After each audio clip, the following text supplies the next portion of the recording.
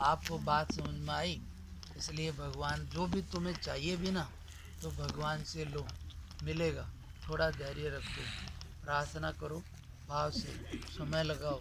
2-4 minute, रात बहुत लंबी है, पड़े पड़े कहाँ तक पड़े रहोगे। इसलिए थोड़ा सा भगवान से प्रार्थना करो, गुणगान करो, कोई भी अच्छा पाठ करो, तो ये तुम्हारा कर्म बनेगा।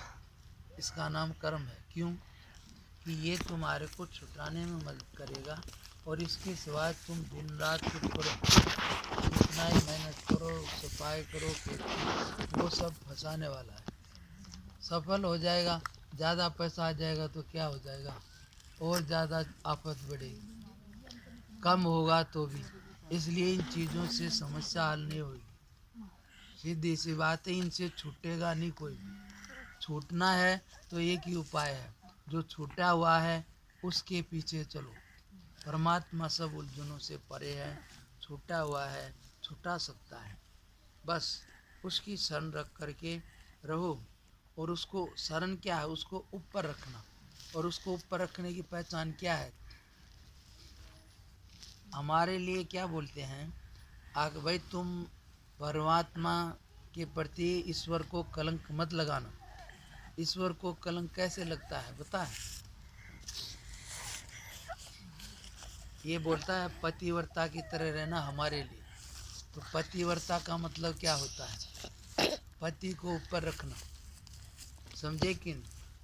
और उसको छोड़ के कहीं जाए तो क्या कहेंगे? कलंक लगा। ऐसे ही हमारे लिए कह रहे हैं कि ईश्वर को छोड़ के किसी वस्तु के पीछे जाएं तो कलंक होगा।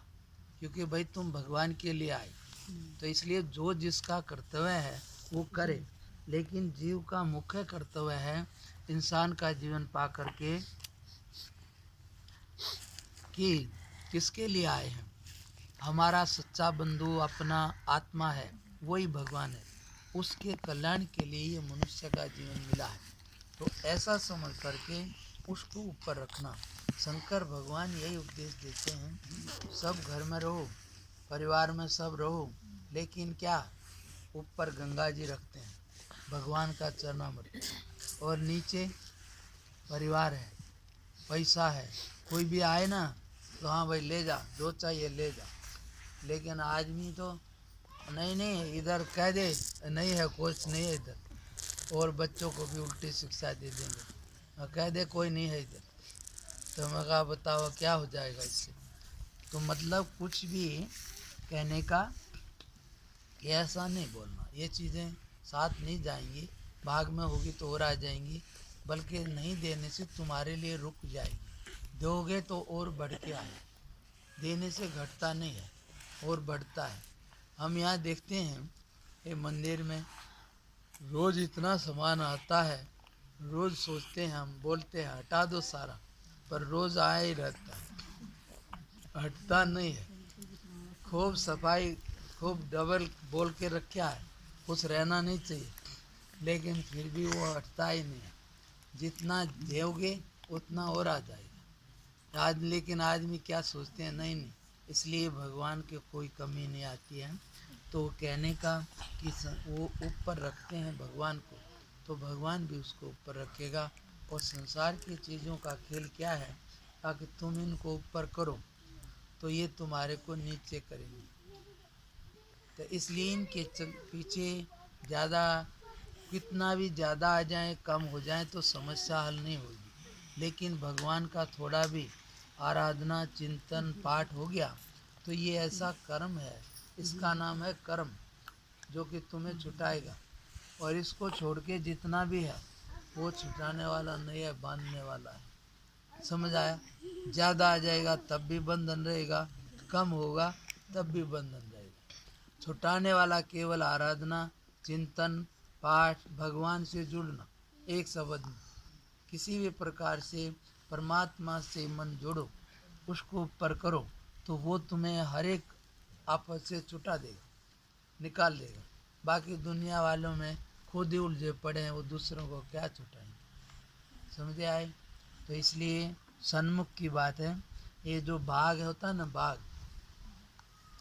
शरण ले लेता है कोई, तो फिर वो हर कोई उसकी शरण रखता है। इसलिए कहते हैं परमात्मा की शरण रख के कुछ नहीं मालूम है तो भी हे परमात्मा तू सब में है, मेरे में भी है, मैं आपकी शरण हूँ। जैसे मेरा भला हो ऐसे मेरे को कुछ समझ दो और उसका नाम लो, उसको नमस्कार करो, प्रार्थना करो भाव से, और फिर वो अपने आप तुम्हारे को रास्ता बताएगा। सत्कर्म करो, बुराई से दूर रहो, बस इतने से तुम्हारा बढ़िया कर्म बन जाएगा और फिर आगे जो चाहोगे वो मिल जाएगा।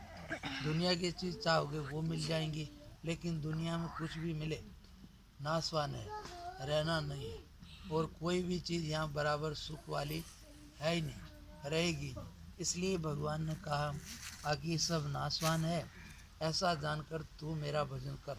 अर्थात आत्मा का वो भगवान को वही एक ऐसा बंधु मित्र सारा है अब जो हर एक आफत से निकालता है, आराम से पार करता है और कोई भी नहीं। ऐसा जान करके उसी का भजन करना, उसी को ऊपर रखना, सेवा उसके कहे अनुसार चलना, यही भगवान का भजन है। हम ठीक गलत को ज़्यादातर सभी जानते हैं, लेकिन फिर भी लोभ लालच को हो, काम क्रोध को, उनके चक्कर से गलत होता है। इसलिए भगवान इन सब से पार है, तो उसका सहारा लेने से हमें शक्ति मिलेगी गलत चीज़ से निकलने की। इसलिए निकलना है तो उससे जुड़ो। थोड़ा चार्जर लगाओगे तो पावर आ जाएगी, बिना चार्जर लगाए पावर नहीं आती। इसलिए भगवान को जुड़ने से सब प्रकार की शक्ति उसके अंदर विराजमान है, तुम्हारे को मिलेगी और पार हो जाओगे। शरण लेने मात्र से सब अच्छा हो जाता है। एक बकरी जंगल में शाम हो गई, अपने उससे बिछड़ गई, अब रात हो गई तो क्या करेगी, खतरा है कि मर जाऊंगी। तो उसने क्या किया, शाम को देखा एक शेर का पंजा है तो उसके पास बैठ गई। अब रात को सब जानवर निकलते हैं जंगल में, भेड़िया आया और देखा बढ़िया माल है, उसने कहा देख मैं इसकी शरण में बैठी हूँ। उसने देखा ये तो भाई शेर का पंजा है, चल यहाँ ठीक नहीं, चला गया। फिर दूसरा आया, भेड़िया वेड़िया सब आके चले गए। फिर चीता बाघ आया, वो भी देख के चला गया, भाई ये इधर ठीक नहीं है। फिर आखिर में शेर आ गया, शेर ने देखा ये ऐसे बढ़िया माल कैसे बैठा है, तो उसने देखा ये तो वो आया शेर, तो बोले मैं देखो इसकी बैठी हूँ शरण में। तो शेर ने देखा है तो मेरा ही पंजा है, तो बोले ठीक है फिर बैठे रहो वो उसकी शरण में। फिर उसने हाथी को बुलाया, बोला इधर आ। बोला हाँ साहब। बोला इसको ऊपर चढ़ा ले। तो उसने सूंड से बकरी को ऊपर अपनी ऊपर चढ़ा लिया। बोला चल जरा घुमा। अब ऊपर जाने से बढ़िया बढ़िया कोपल मिलेगी ना, नीचे से तो ऊपर नहीं जाएगा, और हाथी के ऊपर बैठे तो और का खतरा भी नहीं रहा। तो इसलिए वो बढ़िया बढ़िया चुगेगी और कोई डर भय नहीं रहा। तो मतलब कि छोटे छोटे चीज़ों की शरण जाने से डर बैठता नहीं है। कितना इकट्ठा कर लो, ये कोई ज़्यादा काम आने वाला नहीं है। सपना लग गया, डर लग गया तो कोई भाई बंधु और तुम्हारा कुछ भी हो मदद नहीं कर सकेगा, आगे तो मरने के करेगा ही कहाँ से। तो इसलिए ऐसी कमाई थोड़ी करो जो हर एक जगह पार करे, और वो यही है अपने भगवान की कहो, आत्मा की कहो, अच्छाई के जीवन की कहो। इससे जो है ना ये कमाई तुम्हारे को हर एक जगह आराम से पार कर देगी, और कोई ऐसी कमाई नहीं। जितना इसमें पैसा नहीं लगता, कोई समय का बंधन नहीं है, जितना भी जब मर्जी कमा लो, समझे ना। तो इसलिए ये भगवान का शरण है, उसकी शरण लेकर के रहोगे तो तुम सब जगह आराम से पार हो जाओगे। हाँ बोलो माता, हो गया ठीक है।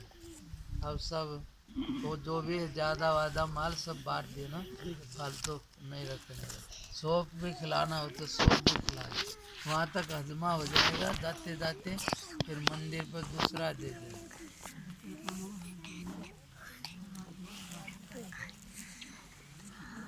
हाँ ना ना हम ना करें। हम तो कुछ कर ही नहीं सकते, हम कहाँ तक करें, हमारे हाथ में होता अपनी करनी। तुम ही गलती माफ करियो बस।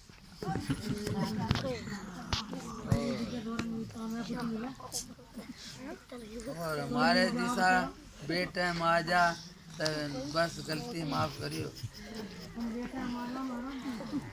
और आजा तड़के तड़की से ले इब्बा तड़के तड़का खड़ा होगा।